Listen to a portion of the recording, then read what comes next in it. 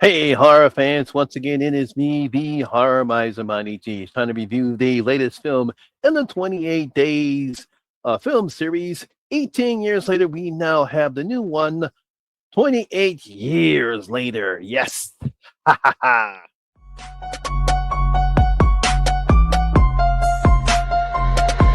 Y'all ready for this?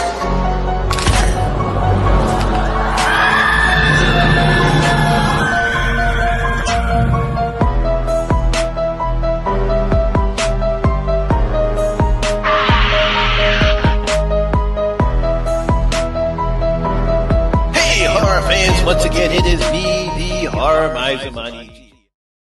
Now, 28 years later is a 2025 post-apocalyptic horror film that was directed by Danny Boyle and written by Alex Garland.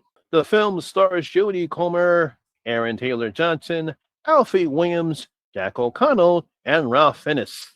Now, in the film, when a young teenage boy leaves an island of survivors of the rage virus, discovers secrets, wonders, and horrors that have mutated not only with the infected, but with other survivors as well. Ooh. You know, horror fans, when the post apocalyptic horror film 28 Days Later was released back in 2002, many horror fans and critics said that that film reinvigorated the zombie subgenre of horror.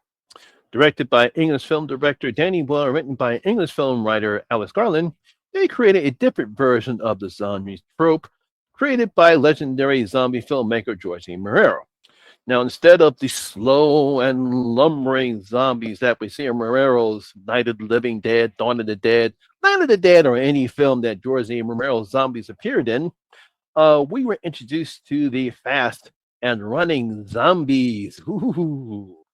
Now, let's keep in mind, because I've said this plenty of times when talking about the 28 Days franchise, these are not zombies because they're not dead. They have been infected with the deadly rage virus. So technically, they're not undead creatures that can only be killed with a shot in the brain. No, you can kill them any conventional style. It's just that they're like zombies because that's what most people thought that they were. But in reality, they're just infected with the rage virus. Now, this changed the course of how filmmakers use zombies in their films, such as American filmmaker Snack Zider did with his 2004 remake of George A. Morel's Dawn of the Dead, because he decided to use running zombies.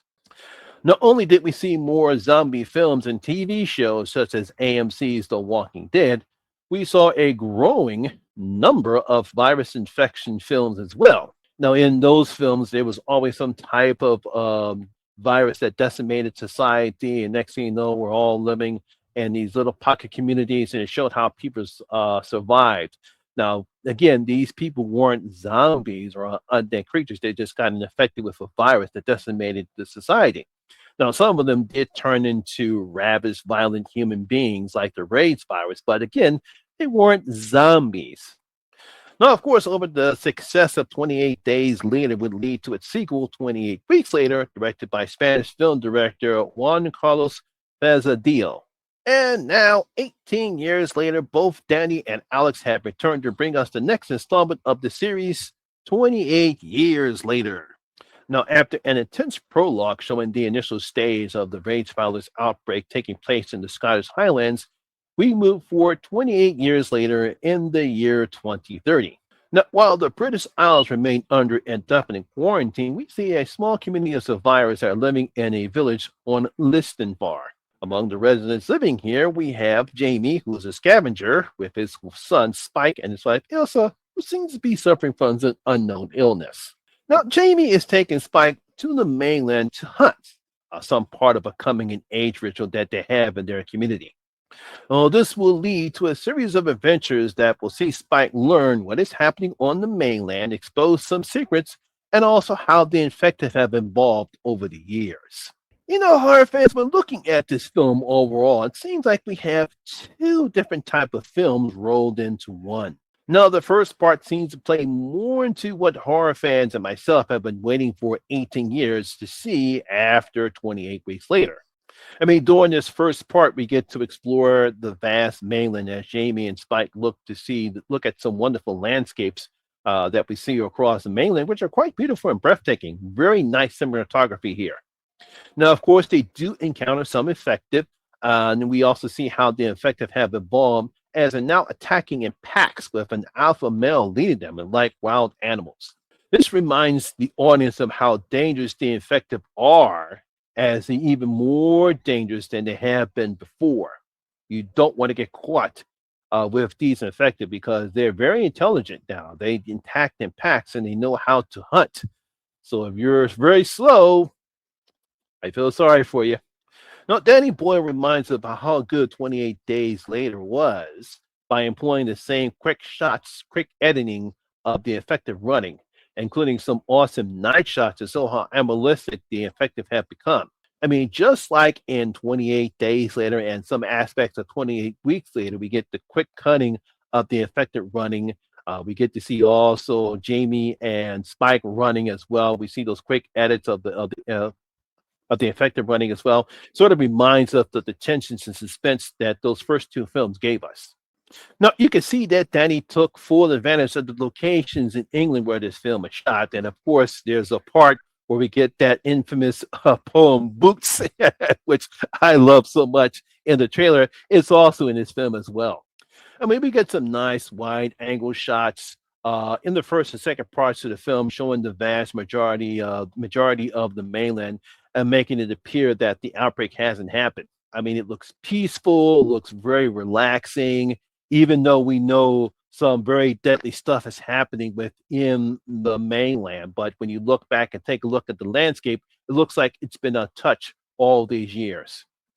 Now, it's the second part of the film where we get a total shift in tone and direction. That's because the events take place in the second part of the film are more melodramatic. It's like we're seeing a different film instead of a zombie horror film. And it's like, wait a minute, I came to see a zombie horror film, not some melodramatic bullshit. I mean, don't get me wrong. I mean, there are things that happen with the infected that are quite amazing and dangerous. But we could have seen a little bit more of that instead when we get in the second half of the film.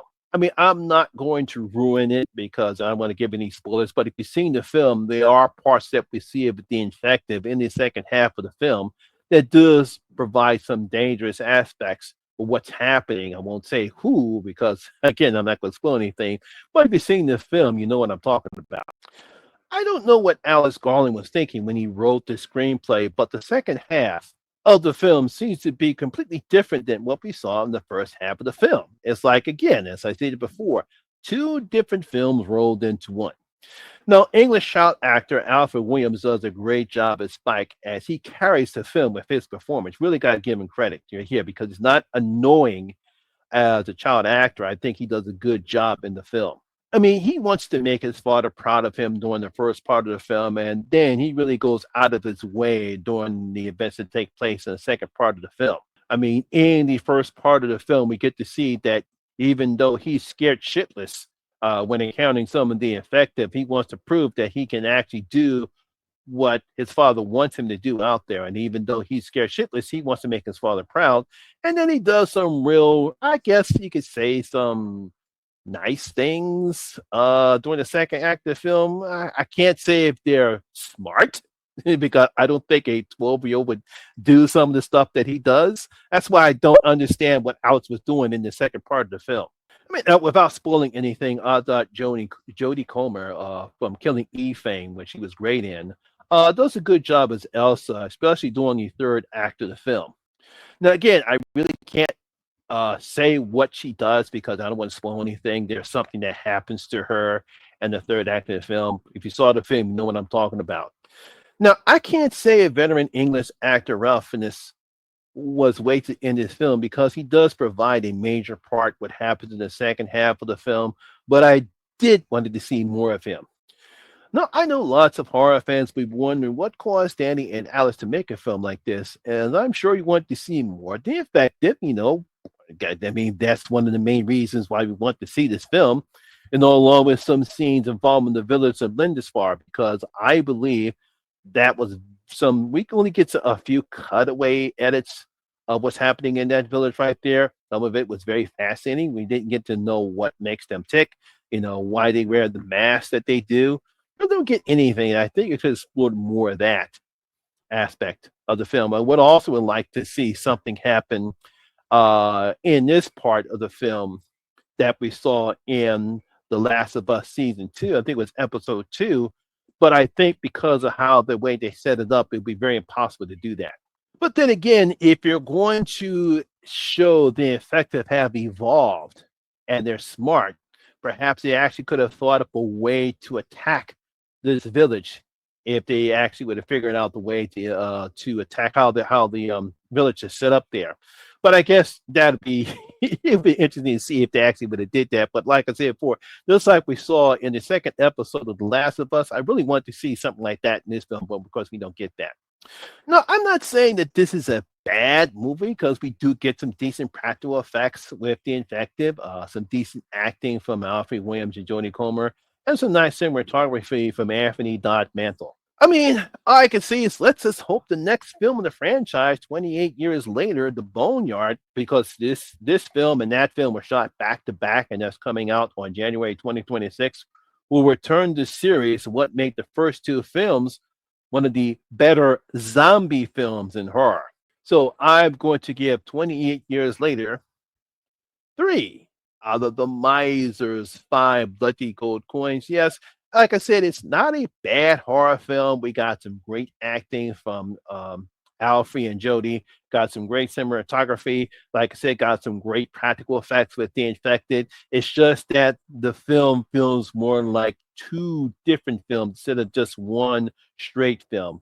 And again, don't know what Danny and Alex were doing. I know that the next film was directed by Nina DaCosta and was written by somebody else, so I really don't know what's going to happen in this particular film. Another thing that I didn't like in the film is that there's something that happens in the beginning of the film, and we don't get anything about that part until the end of the film. And like, okay, so why did you show the beginning of the film that and then save it at the end of the film? That didn't make any sense neither. So there you have it, horror fans. That is my video and review of 28 years later. Hope you did enjoy. If you did, please give me a thumbs up, like, and share. It really helps out with that YouTube algorithm. Have you seen 28 years later? What do you thought about it? Did you enjoy it or did you disappoint it? Leave your comments in the comment section below and tell you what you thought about the film. Also, if you're new here, please hit that subscribe button, ring that notification bell. That way, we notified anytime when I put up new videos such as this one. Once again, my name is Lamont Smith, better known as the Horror Miser Monty G. And always remember that horror rules. And I'll see you in my next video. Guys, stay safe out there.